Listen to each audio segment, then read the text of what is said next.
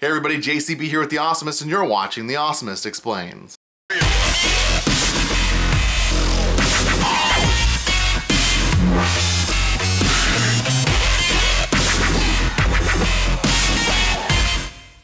Today we're going to be talking about Pluto. Not that Pluto. Yes, that Pluto, the dwarf planet everyone loves for some reason. I suspect it has more to do with its association with this Pluto than this Pluto. The New Horizons spacecraft has been sending back a lot of very high detailed images of our distant neighbor.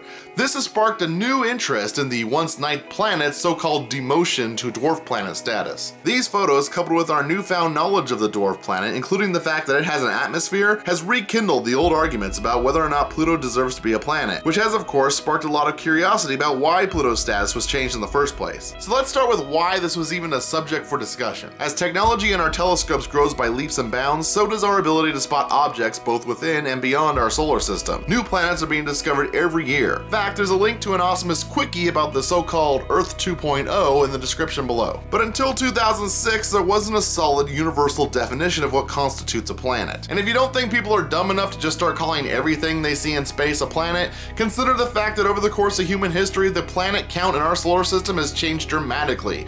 The highest point was well over 30 planets. That is until scientists realized that there were thousands and thousands of celestial bodies in our solar system, and most of them weren't really deserving of a planet classification. Thus, most of these became known as asteroids, and the area in which they congregate was named the asteroid belt. A similar discovery was made in the 1990s when scientists used then state-of-the-art technology to discover the Kuiper Belt, a ring of celestial bodies made mostly of ice way out past the orbit of Neptune. This sparked discussion of whether or not Pluto was a unique planet, or if it was simply one of many objects in and around the Kuiper Belt. Consider the fact that every other planet that far out into the solar system is a gas giant. Why one solid, rigid planet was out that far from the sun was always sort of a strange mystery. In the past, scientists even hypothesized that Pluto might have once been a moon of Neptune. You see, Pluto's orbit is kind of strange. Not only does it kind of intercept with Neptune's, which I'll get back to in a moment, but it's also the only planet that's on a totally different plane. You see, during the early years of our solar system, a lot of planets and objects were colliding with one another. This generally means that one is either absorbed or propelled outward. Eventually, after enough collisions, the remaining bodies in the solar system end up spinning like a flat disk in one direction on one plane. All of the planets in our solar system more or less follow this pattern,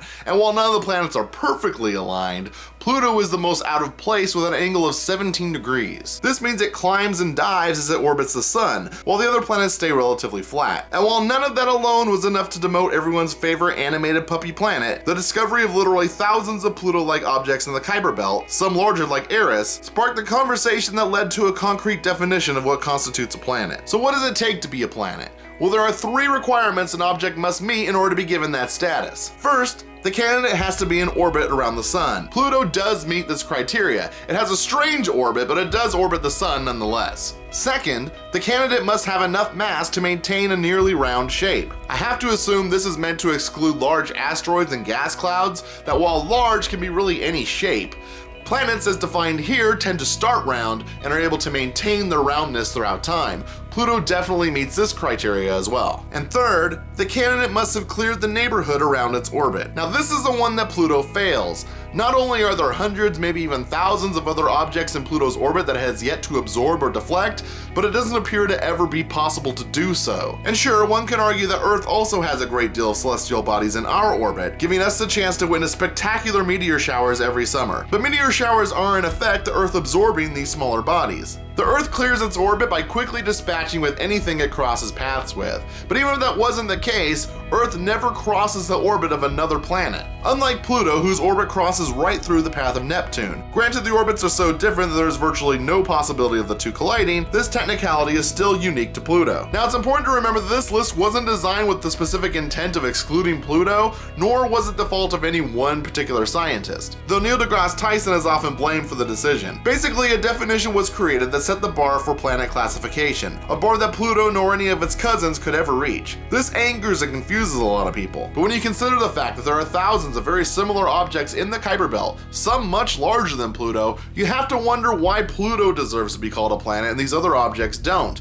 I mean, you have to draw the line somewhere. And when you consider the fact that our moon is larger than Pluto, and there are other moons like Titan and Europa that may contain water and even possibly life but are still not classified as planets, you start to understand why Pluto was quote-unquote demoted. Pluto really never should have been a planet in the first place, but when it was discovered in the 1930s, it created a huge uproar, and having the same name as a cartoon dog certainly helped generations of school children remember its name. And I think this is a big part of why people are so defensive about Pluto being a planet. Some conflate the dwarf planet with the cartoon dog, and suddenly the two are linked as a cute and innocent creature in the minds of millions. For others, it's the only planet they still remember the name of, so if it's not a planet anymore, that means they can't remember any of the planets. Just for the record, it's Mercury, Venus, Earth, Mars, Jupiter, Saturn, Uranus, and Neptune. I know, people say it's pronounced Uranus, but to them I say, no, you're an ass. So I hope this explains the reason why Pluto is no longer a planet. Now, whether or not you agree with the scientific consensus, you have to agree that we need some kind of definition of what constitutes a planet versus the other bodies in our solar system. So let me know down below how you think we should go about doing that. As always, be sure you like, comment, and subscribe. That way you can be a full-blown subscriber and not demoted to some kind of dwarf viewer. Dwarf viewer sounds like Snapchat for little people. Anyway, I hope you like this video. Make sure you keep your eyes peeled for the next one. And until next time, keep being awesome. It sounds like a very specific type of porn site. Sounds like a specialized Pluto telescope. Sounds like a cable TV show. And I wish all of those things existed.